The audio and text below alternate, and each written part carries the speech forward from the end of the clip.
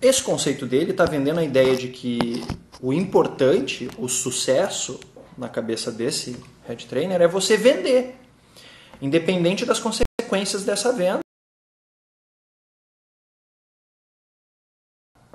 Eu acho que o processo de coaching sendo feito dentro de uma abstração do crençário de quem aplica, sempre focado no crençário de quem está recebendo esse processo, ele é muito positivo. O que está acontecendo é que existem ditos profissionais de coaching, né, que estão deixando o seu mapa vazar nesse processo, e aí coisas estranhas têm acontecido. Uma das coisas que eu acho que é o que mais me incomoda, na verdade são duas coisas, mas a responsabilização do indivíduo, né? O indivíduo, só ele é responsável por ele mesmo, então se ele é um fracassado a culpa é dele, se ele tem sucesso a culpa é dele, né? E qual é o fundo ideológico disso? Qual é o fundo ideológico disso? Seria uma meritocracia, talvez? Meritocracia, talvez? O que a gente comentava e é o que me parece, assim, muitas vezes é que a gente não muda uma mentalidade, né? E essa é uma das minhas críticas e eu coloco como um problema, porque eu realmente acredito, por um lado, que nós somos todos seres individuais, particulares, temos um contexto, uma história, e isso faz com que as nossas escolhas sejam sempre particulares. Então eu não acredito num modelo que eu possa aplicar, que é o que acontece muitas vezes. Eu tenho um modelo, né, determinadas técnicas, pegando o exemplo de técnica de venda, é o que onde a gente vê mais fácil. Eu não tenho como aplicar e isso vai funcionar redondinho para todo mundo, porque o que pode funcionar muito bem para o Fernando, por exemplo, não vai funcionar para mim, porque eu tenho uma trajetória que me faz questionar muitas coisas que para ele talvez não são questões, assim como acontece o contrário. Então, o que me incomoda é essa ideia de que a gente pode pegar uma coisa formatada e aplicar. Sim. E ser reproduzida. Porque para mim isso é um ponto de vista, uma mentalidade fordista, né, taylorista, lá dos inícios dos anos 20, no século 20, que é, a gente faz, então, aquela frase clássica ainda, né, não importa a cor do carro desde que ele seja preto. Então não importa que você seja o que importa é que você seja feliz, mas nunca se avança nesse conceito de felicidade. A gente fica sempre associando a essa coisa do sucesso, que a gente também são conceitos totalmente abstratos, e olhando para o momento que o mundo vai vivendo agora, todos esses impactos, por exemplo, em meio ambiente, como a gente tem que começar a mudar o comportamento e realmente entender que não existe, por exemplo, lá fora ou lixeira que não seja o nosso trabalho em conjunto, né? Então é só nesse apoio mútuo que eu acredito que a gente possa transformar alguma coisa, né? E essa é a minha grande crítica contra o processo de coaching, vindo nesse caminho que tu dizia da individualidade, de como cada um é responsável pelo seu sucesso e pelo seu fracasso. A gente esquece com isso que a gente faz parte de um coletivo. Isso. E o processo de coaching, ele também ele pode ser aplicado a processos coletivos, mas não é a mesma coisa. Não da mesma maneira como se aplica com pessoas, né? E o coletivo implica em algo que o processo de coaching vende, né? Que é um conceito de verificação ecológica. Quando você vai promover uma mudança na sua vida, o coach deve te perguntar, ele pede para você fazer uma ponte ao futuro. É você imaginar como vai ser a sua vida a partir dessa mudança e quais os impactos que ela vai provocar na sua vida, na vida das pessoas que você ama e no mundo de uma maneira geral. Só que é um conceito muito pouco trabalhado, porque verificação ecológica de qual contexto? Verificação ecológica de qual meio? Em qual tempo? Em qual época? Né? Qual é o crençário coletivo que está dominando aquele meio, naquele momento? Né? Então é um conceito que é trabalhado de uma maneira muito vaga. Sobre aquilo que tu falou de é uma única ferramenta, né, para trabalhar diversos indivíduos, né, com mentes diversas.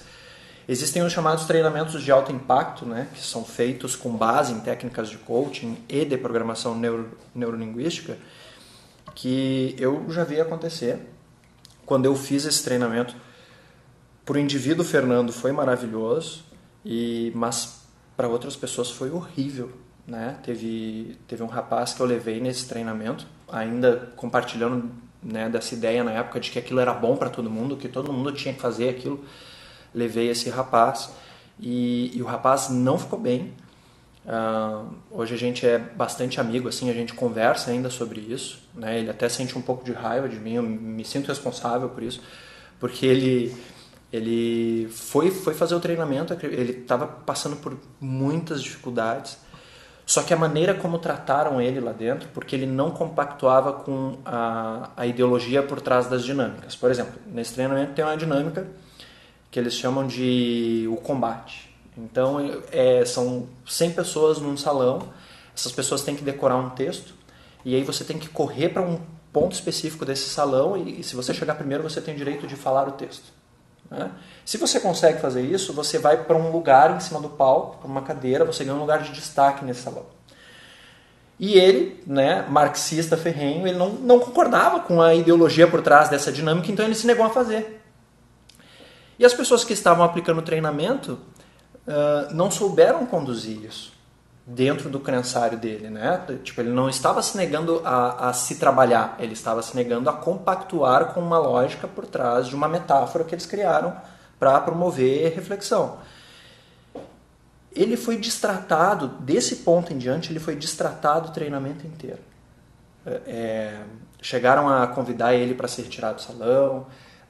Aí tem dinâmicas emocionais e esses treinamentos de alto impacto, eles fazem uma salada, assim, eles vão misturando programação neurolinguística com coaching, com técnicas terapêuticas, holísticas, de forma que você saia emocionalmente impactado e acreditando que aquilo ali mudou a tua vida. Mudou, né? A tua vida. Né? E aquilo pode mudar a tua vida, mas não significa que sejam mudanças positivas e não significa que sejam mudanças permanentes e agora você alcançou a felicidade plena, né? Que era aquilo que a gente está falando. Aliás, existe uma hipervalorização da felicidade nesse processo também, né? Vamos ser felizes o tempo todo. Eu já disse isso, né? A gente tem que ser Cara, a gente menospreza a função das outras emoções, né? A tristeza tem uma função no nosso sistema, a raiva tem uma função no nosso sistema, o poder de se indignar, né? O que é a indignação se não um motor para a gente se mexer e agir e sair, buscar alternativas, né? Então, a felicidade, ela é um estado que a gente busca. Mas eu acho que é muito mais uma busca do que efetivamente um momento vivido, porque são pequenas situações, porque o que faz é um momento feliz que a gente consiga identificar. Foi o dia da minha formatura. Mas o dia da tua formatura não teria chegado se outras tantas pequenas felicidades que a gente nem aprende a valorizar tivessem acontecido, né? E eu não digo nem, por exemplo, uma nota boa numa prova, finalização. O processo em si de construção de tudo isso, ele é permeado de emoções que fazem com que a gente tenha o ponto de vista que tem da vida e seja o que a gente é e constitua essa base valorativa que vem dos outros, vem do contexto, né? Mas também vem de nós. Nós estamos nisso, então, quando a gente vivencia isso, e se a gente simplesmente aceita, e sempre aquela busca infinita pela felicidade, que acaba gerando um estado permanente de infelicidade, mobiliza, o que acontece? A gente está gerando sofrimento, né? E aí... O resultado da busca permanente pela felicidade é o sofrimento, ou seja, você consegue o oposto daquilo que você está buscando, né? E essa venda, essa promessa da felicidade e, de novo, da hiperresponsabilização do indivíduo é algo que, agora eu vou usar um termo da linguística, né, muito falacioso, né? Não me soa como verdade e não é transparente você vender isso para as pessoas, né? Então, a gente estava conversando aqui antes, um curso de coaching, né, de formação em coaching, que você demora 10, em alguns lugares 12 dias para fazer, tem institutos que fazem ali durante 6 meses, todos os finais de semana. Essa formação ela te dá uma série de técnicas e ferramentas, mas ela não te dá bom senso, ela não te dá ética, ela não te dá moral, ela te dá técnicas. O resto é uma construção, você tem que construir isso, você tem que continuar estudando as outras coisas, você tem que continuar estudando o ser humano. Então, Isso é o que a gente questionava, né? Esse é o segundo ponto que eu acho que me incomoda muito. É essa crença que aí a própria pessoa que faz o curso de coaching, ela chega à conclusão de que, então, em 15 dias, 6 meses, seja o tempo que for, curto assim, ela já passou a entender tudo sobre a natureza humana, então ela já tem, digamos, uma autoridade para dizer o que é bom, o que é ruim, o que é certo, o que é errado, como se isso fossem conceitos ainda válidos para a gente conduzir a vida no século XXI, onde a gente vive, né? Onde já se sabe que esses conceitos, eles vão continuar permeando a nossa vida, mas eles acabam sendo bastante reducionistas, porque existe um monte de coisa, por exemplo, entre 8 e 80, tem vários números ali no meio, né? Entre o belo e o feio existem muitas coisas. Entre o certo e o errado também. Tem todo um contexto que influencia isso. Então, o processo de aprendizagem, ele não se dá em 15 dias, em 6 meses. Fazendo uma analogia com aquilo que as pessoas dizem, eu não vou fazer faculdade porque eu só vou aprender o que o mercado me ensina. Se a faculdade te ensinar só o que o mercado precisa ou só o que o mercado já te ensina, ela realmente não é efetiva.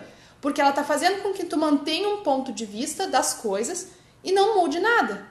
Então, onde é que fica todo esse lado que é humano de a gente transformar a realidade, a gente enxergar? E aí eu acho que esse ponto de entender a responsabilidade de cada um no contexto é importante.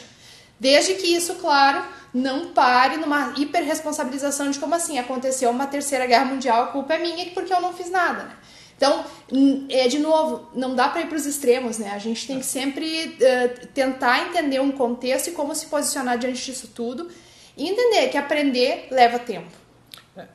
Tem um vídeo famoso aí de uma coach, a gente até estava em dúvida se a gente falava sobre esse caso ou não, mas eu tenho exemplos disso também. Teve uma vez que um coach me disse assim, se a violência do mundo te incomoda, então é um problema teu, é culpa tua, porque tu não está fazendo nada sobre isso, né? A pobreza do mundo te incomoda, então a culpa é tua, porque tu não está fazendo nada sobre isso. Se te incomoda, vai lá e faz alguma coisa. Só que existe um limite, e esse limite não diz respeito às minhas crenças, né? Uma das coisas que se vende nos cursos de coaching é que a verdade ela é relativa e a realidade ela é relativa. Só que existe uma realidade ôntica, né? Existe um mundo concreto. Existem fatos, né? Existem fatos, existem relações de poder. A Rua ali, a nossa colega aqui do programa, a Rosana, entrou com uma fala ali. Na Sociedade do Cansaço, o Byung-Chul Han fala que a era da positividade gera depressão, a doença do século. Eu compartilho dessa visão. Né? Positividade o tempo todo gera desequilíbrio, né? Então, se a gente vai entrar nesses conceitos de yin yang e tal, eu acho que o caminho do meio é o caminho do equilíbrio, né? E é difícil chegar no equilíbrio, e isso também não pode ser uma busca insensata, né? Eu sempre tenho que ser equilibrado. Não, vai ter momentos em que a raiva ela vai se fazer necessária.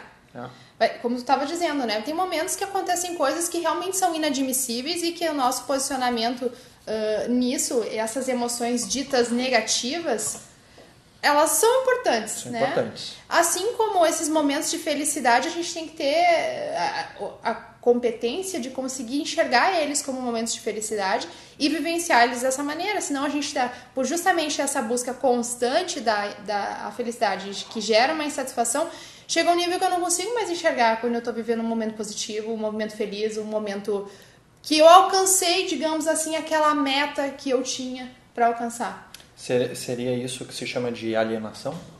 Pode ser, né? A gente estava conversando sobre uma coach que, se vocês pesquisarem aí no YouTube, coach fala sobre os judeus, aparece ela, tá?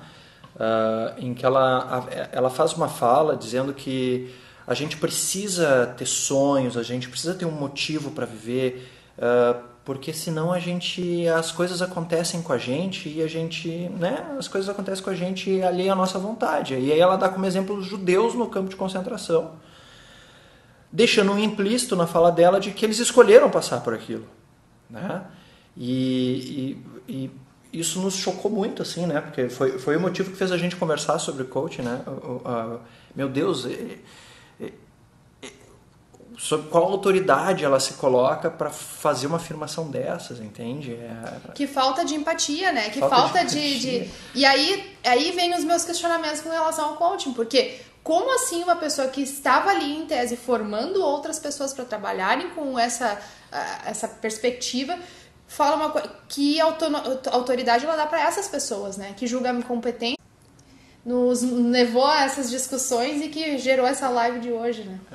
Sobre a questão das emoções, o pesquisador Paul Ekman, por exemplo, ele diz que a função principal da tristeza, por exemplo, além de provocar um olhar para dentro, né, a gente assume uma postura de olhar para dentro, ela tem uma função empática muito forte, né? Ela faz com que o outro nos olhe também e como a compaixão, segundo ele, é um mecanismo inato do ser humano, nós nascemos com alguns mecanismos inatos, segundo ele, como a capacidade de respirar, como a capacidade de falar uma língua. Ele vai dizer que a compaixão é uma propriedade inata, né? E ele diz que a tristeza é um ativador, né, dessa propriedade, é uma emoção de conexão. Então ela não pode ser menosprezada, tipo...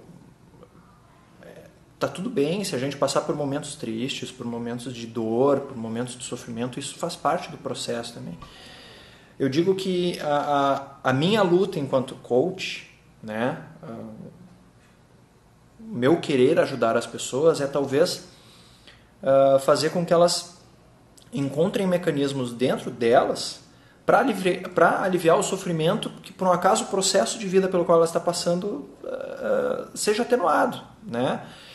E se isso for se ela entender que isso é positivo para ela, que isso vai ajudar ela também, porque tem gente que entende que precisa passar pela dor mesmo para aprender e para enxergar, e aí ela não precisa de um coach, ela precisa, né, elaborar isso com outro profissional da área da saúde mental e tal. Então eu fico muito preocupado assim com coaches que se vendem como a solução para tudo, tá? Não. Só isso que eu consigo dizer agora. Não. É um excelente processo, repito, para você fazer uma autorreflexão, fazer uma autoanálise, no sentido de enxergar coisas que você sozinho não consegue enxergar. Isso, muito positivo, funciona super bem. Agora, como um processo, como um caminho para a felicidade, de uma maneira mais rápida, mais eficaz, como muitos cursos e treinamentos se vendem, eu não compactuo dessa visão. Eu acho que falta estudo, eu acho que falta conhecer um pouco mais de humanidades até, né, para essas pessoas que vendem essa ideia, assim. E a gente comentava antes também a questão, por exemplo, de uma formação que o Fernando fez, em que o professor, o ministrante, falava muito com base na pirâmide de Maslow, né? Não sei se todo mundo conhece, mas são 5 escalas de necessidades. E a questão, por exemplo, do coaching e a identificação dessa necessidade de algo para a mente, ou para a espiritualidade, ou para essa outra, isso você estaria num nível mais acima. Então, quem não tem satisfeitas as suas necessidades básicas não conseguiria chegar nesse momento de identificar ou de ter, digamos, uma eficiência no uso do coaching. Mas hoje, e claro, a gente consegue enxergar nos casos mais extremos, né, de pessoas que passam fome, de pessoas que não têm um mínimo de higiene, essas pessoas com certeza nem têm, né, não tem nem... Como é que você vai ter capacidade reflexiva se você tem fome, se você tem frio, se você tem medo, né? Antônio Damasio vai dizer que quando uma pessoa está tomada pelo medo, ela só consegue ter 4 reações possíveis, né? Que é o ímpeto de fugir daquilo que está te provocando medo, paralisia diante daquilo que te provoca medo, numa tentativa de não ser percebido, ou você entra para um confronto, né? Ou você entra num estado apático. Se você já vive aquele medo de muitas situações, você entra em um estado de completa apatia. Como uma pessoa que está com muito medo, por exemplo, vai ter condições de refletir sobre aquilo que está... Não, ela tá reativa, ela está num estado reativo. E aí, trazendo essa questão do medo, quem de nós hoje não vive medo? permanente. Eu tenho medo de ir pegar o ônibus, então eu pego o Uber. Eu tenho medo de deixar uma coisa em cima da mesa quando eu vou me servir no restaurante, porque alguém... O medo, ele se tornou um elemento básico. Ele faz parte do nosso contexto, né? O Foucault fala na sociedade do medo, né? E aí, como é que a gente... Por isso que a gente acaba buscando muitas vezes essas soluções rápidas e elimina o processo de aprendizagem, de todo esse sofrimento, porque a gente já vive tanto esses outros sentimentos, enfim, essas sensações que, enfim, desestruturam a gente, que a gente acaba procurando uma coisa mais simples, uma resposta rápida, né? E, infelizmente, né, o ser humano, ele tem todo um sistema cerebral que leva ele a aprender de determinadas maneiras, e isso também a gente tem que ter sempre em mente. Né? Tem que ter sempre em mente. Tem algumas colocações aqui, o Douglas está colocando a culpa do fuzilamento dos pais de família no Rio foi culpa deles, tipo isso. Mais ou menos, tipo, a hiperresponsabilização é isso, né? Tudo que acontece com a sua vida, a culpa é tua. O que as pessoas diriam né, alguns coaches diriam assim, o crençário dessa família não era muito positivo, né? Para eles colocarem numa situação de perigo como essa, ele não soube fazer uma avaliação do contexto. Putz, cara, isso é muito injusto, entendeu? Não seja esse coach, por favor. Não seja esse ser humano. Não seja esse ser humano. O que mais aqui? O Jean tá dizendo, mas para isso existem psicoterapeutas. Exato, cara, né?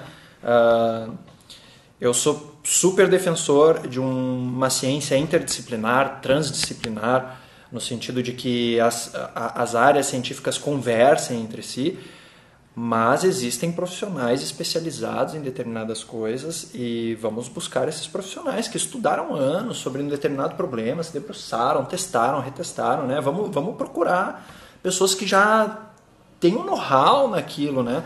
E que tenham, digamos assim, que tenham buscado fontes diferentes, né? Porque não adianta a gente buscar sempre no mesmo lugar e a gente vai ter sempre o mesmo ponto de vista e aí a gente pega aquilo como uma verdade absoluta e tende a então dizer, não, Fernando, se tu não fizer desse jeito, não tem outro jeito, isso aí não vai dar certo. Que é o que muitas vezes acontece também, eu pelo menos já vi alguns vídeos, já vi algumas coisas assim, daqueles cursos, aprenda a falar em público. Você tem que fazer de conta que é um monte de abacaxi que tá ali na tua frente e... É a melhor maneira? Talvez assim, pra primeira, segunda vez. Mas aí vai chegar um momento que você vai ter que fazer o quê? Buscar outra possibilidade, porque... Como é que você interage com abacaxis, né? Abacaxi não fala. Exatamente. E aí quando o abacaxi falar com você, faz o quê? Exatamente. Aí você se dá conta, nossa, são pessoas de novo, não são mais abacaxi. E aí você tem que voltar lá e fazer um outro curso e aí assim isso. Vai se nutrindo uma... Essa é outra coisa, né? Funcionamento em pirâmide. Treinamentos de alto impacto, né, que se fundamentam em PNL e coach e tal, eles precisam de um funcionamento em pirâmide para se sustentar. Então, precisa que você saia falando bem deles, e tudo bem sobre isso. Eu trabalho numa faculdade, né, numa universidade, que o que faz os alunos virem para cá é a fama, as pessoas falarem bem daqui e tal, ok. Mas o que eu vejo em alguns treinamentos de alto impacto é quase uma coisa religiosa, assim. As pessoas têm aquilo como um ritual onde elas vão para emanar os seus mantras, né? Falar mantras e vivenciar emoções, só que acontece um fenômeno interessante. Essa emoção vai se apagando e a pessoa vai se distanciando daquilo, né? E aí eu acompanho esses treinamentos desde 2008, quando eu fiz o primeiro, tá? A gente está em 2019, então tem 11 anos que eu estou estudando isso. E eu só entrei para estudar isso, e hoje o meu doutorado falou sobre a questão das emoções e da neurolinguística. O meu pós-doutoramento está falando sobre isso também. É porque em 2008, quando eu fiz o meu treinamento, ele foi muito transformador no sentido de que eu tinha um problema de disfemia crônica, eu era gago, e saí do treinamento falando. Só que com o passar do tempo, o problema começou a voltar. Eu comecei a ficar gago de novo. E não sabiam me explicar o que tinha acontecido. Então eu me vi assim numa situação onde eu tinha experimentado um negócio que foi muito positivo, mas o que vinham me perguntar era se eu tinha mais gente para indicar para o curso. E não o que estava acontecendo comigo e tal. Então eu tive que buscar fontes, né? Sem contar muito com as pessoas que tinham aplicado aquele treinamento em mim. Quando eu fiz o meu processo de coaching, que foi em 2010, a minha primeira formação foi em 2010, eu dei uma surtada no curso, porque você tem um processo de mexer no crençário tão forte que você, por um momento, perde a noção do que é real, do que não é, que regras são válidas, que regras não são. E nessa surtada, as pessoas que estavam aplicando aquele treinamento me enxergavam como louca. Esse cara é louco, né? E não, cara, não era louco, eu estava só passando por uma situação de realinhamento de crenças, de ressignificação de coisas. Mas aí ali ficou evidente o despreparo de algumas pessoas que estavam aplicando aquele treinamento para lidar com as situações adversas que a multiplicidade de individualidades incorre. Você tem lá uma turma com 100 pessoas, todas elas diferentes umas das outras. Nem todas vão se encaixar naquele roteirinho que você montou para um treinamento. Vai ter gente que vai questionar, vai ter gente que não vai ficar legal. E aí, como é que você lida com essas pessoas? E essas pessoas não sabem, porque foge daquele roteiro, daquele cronograma, daquela estrutura que foi montada para a aplicação daquele treinamento. E aí, o que você faz com essas pessoas? Tenho muitos amigos assim que eu levei para esses treinamentos na época, assim, que se tornaram bem críticos, assim, e eu tive que concordar com eles, né? Na época eu não tinha uma visão crítica também sobre esse processo, mas tudo me leva a crer assim que o problema é uma questão estrutural, né? Não diz respeito só à ideologia de quem está aplicando o curso, mas diz respeito à ideologia por detrás da estrutura. Isso é importante a gente também começar num processo de entendimento de que, não existe uma ideologia, começando, na verdade, existe hoje no nosso país um tratamento muito simplório do que seja uma ideologia, né? Então, assim, primeira questão, a gente tem que entender melhor o que é uma ideologia, né? Uma ideologia é justamente um conjunto de pontos de vista, de valores, de crenças, e isso quer dizer que não é puro. Porque eu posso eu, Gislene, passei por, 15 tipos diferentes de situações, que são totalmente diferentes. A minha base ideológica, ela é multifacetada. Então, achar que existe uma única ideologia por trás de qualquer coisa é um reducionismo e é uma maneira que faz com que a gente, ao invés de ser empático com o outro, a gente seja, de novo, impositivo. Então... tu é assim porque tu fez isso. Ou é assim que tu tem que fazer porque assim tu vai ter... Na verdade, é muito mais complexo do que isso, né? E a gente está chegando num momento em que, se a gente precisa e quer se colocar à disposição para ter um melhor convívio com o outro, para justamente ter uma sociedade diferente, a gente tem que começar a entender isso, né? Se alguém tratar determinados conceitos que são extremamente complexos como uma coisa simplória, isso pode acabar numa coisa não tão, né, positiva num contexto geral, né?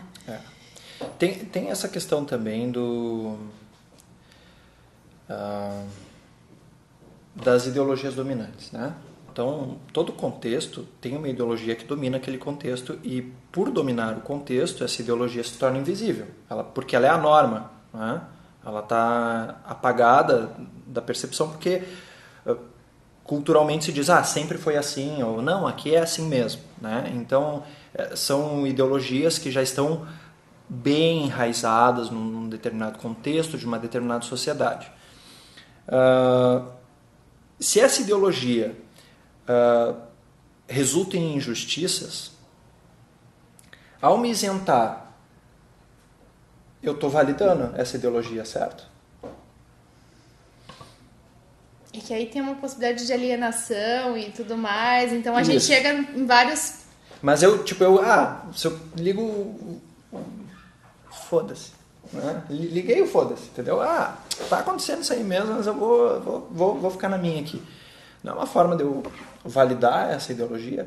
Pode ser assim, porque existem os dois tipos de ignorância, né? A ignorância de eu não saber realmente, eu não percebi, eu não percebo qual é a ideologia que está regendo essa conversa, por exemplo, né? Puxa, existem ideologias que determinam como essa sala foi montada, né? onde a gente está, essa universidade é onde a gente está. Nós estamos na Fevale, em Novo Hamburgo, tá? Tipo, eu não paro para refletir sobre isso. Isso é uma coisa bem de acadêmico, pesquisador de humanas ainda, né? Mas assim, aí eu sou um ignorante porque eu não tive a capacidade, eu não tenho ferramentas para conseguir perceber isso. Mas eu tenho ferramentas para perceber isso. Eu estou vendo essa ideologia manifesta, né? Estou vendo os frutos, ou não dá para chamar de fruto, mas eu estou vendo as consequências dessa ideologia manifesta. E eu estou vendo, de acordo com os meus valores, né, os valores que eu acredito, eu, indivíduo, eu vejo aquilo e digo, puxa, isso é injusto. Eu não me posicionar é algo positivo? Eu não tenho essa resposta, tá? Eu tô problematizando mesmo. Então, continuando a problematização, na verdade, tem várias questões, né? Porque eu posso ter consciência, assim como eu, né, posso ter noção de determinada coisa, saber que aquilo tem implicação por ser uma determinação que vem de cima, digamos assim, para usar um vocabulário bem coloquial, e eu escolher naquele momento não me manifestar ou me manifestar. Isso pode ser inteligente também. Mas aí é uma estratégia... Mas aí é o ponto da gente conseguir ser empático, né? Porque talvez naquele momento em que pareça que eu estou me isentando e que eu estou dizendo assim, isso foda-se, o problema não é meu, na verdade tem muita coisa além. Então quando eu passo a dizer assim, aquela pessoa ali ignorou, ligou foda-se, ela não quer... O que acontece? A gente entra num processo de julgamento em que esses valores que a gente carrega, na verdade, estão determinando o que está acontecendo, então constituindo essa perspectiva de realidade e tudo mais. Sim, por exemplo, no caso de uma ditadura é muito sábio, né, que você não se manifeste, caso você seja contra a ditadura, você não se manifesta, que você é contra a ditadura, uma questão de sobrevivência, né? E assim, pegando situações menos até problemáticas, às vezes, por exemplo, eu sei que de 2 colegas de trabalho que não compactuam de uma mesma perspectiva para resolver um problema, e eles têm que trabalhar juntos. Eu tenho várias opções, eu preciso que eles trabalhem juntos, e nós estamos no mesmo nível hierárquico, vamos supor.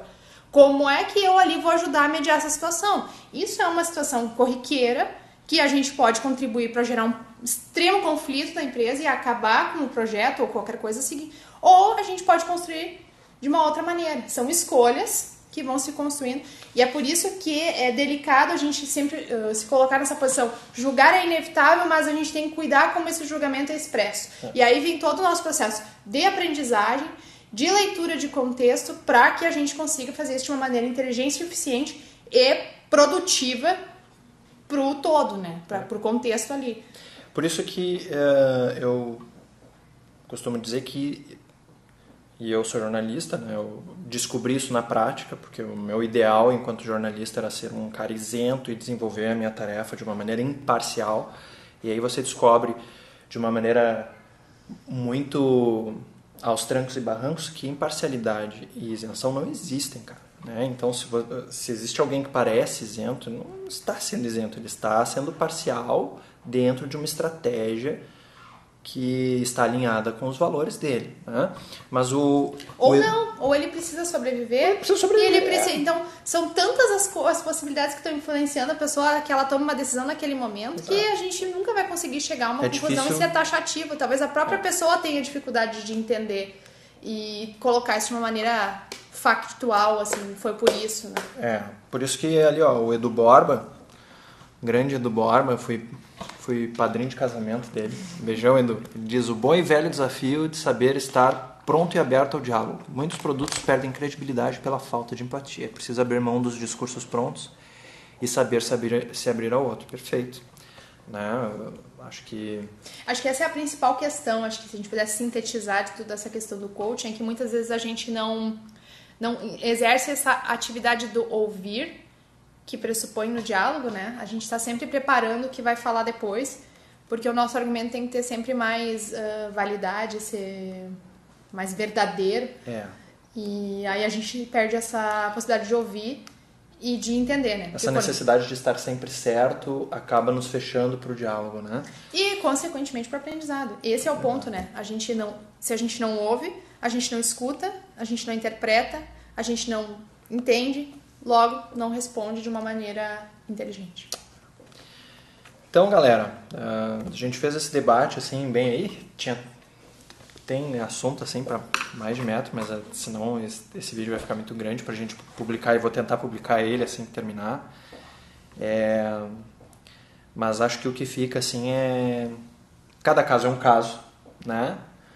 Então, não estamos invalidando o processo de coaching, a gente está fazendo críticas aos processos de coaching que não fazem autocrítica e não enxergam a ideologia a qual estão compartilhando com as pessoas, né? Que vão lá procurar os cursos e tal. Então, sejam transparentes, né?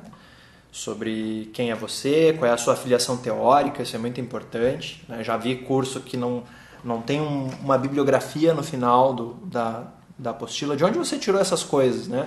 Então, dê a sua afiliação teórica para que a pessoa possa aprofundar os estudos dela depois, né? Caso ela queira pesquisar de onde você tirou essas coisas que você está falando.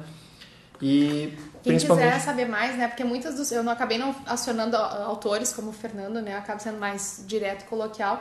Quem quiser saber mais sobre esse ponto de vista, que é o que eu trago, que é o que sustenta a minha trajetória, se chama ergologia, né? É só colocar no Google que aparecem já alguns artigos bem basilares e então tem como entender um pouquinho mais. E o próprio processo de coaching e de programação neurolinguística tem uma afiliação científica, teórica, muito bem fundamentada, né? Então a gente não pode deixar que isso se perca, pessoal, né? Vamos preservar essa raiz até para a gente entender do que nós estamos falando e aonde aqueles autores lá dos anos 60, 70 queriam chegar quando eles montaram toda esse arcabouço de pensamentos, né? Essas reflexões assim, que fazem parte dessa linha mais geral, teórica, chamada pensamento sistêmico, que é onde a gente se filia aqui, né?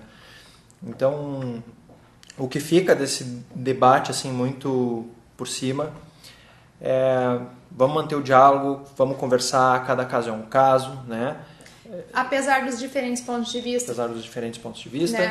Né? Abrir o diálogo, olha, numa brincadeira, né? E acabou. Um coach, uma pessoa que não gosta de coach, estão dialogando, conversando, né? Mas isso foi super importante, assim, né, pra gente fazer essa reflexão, e sempre que aparecer esse incômodo, a gente vai estar aqui para conversar e para trocar uma ideia com você.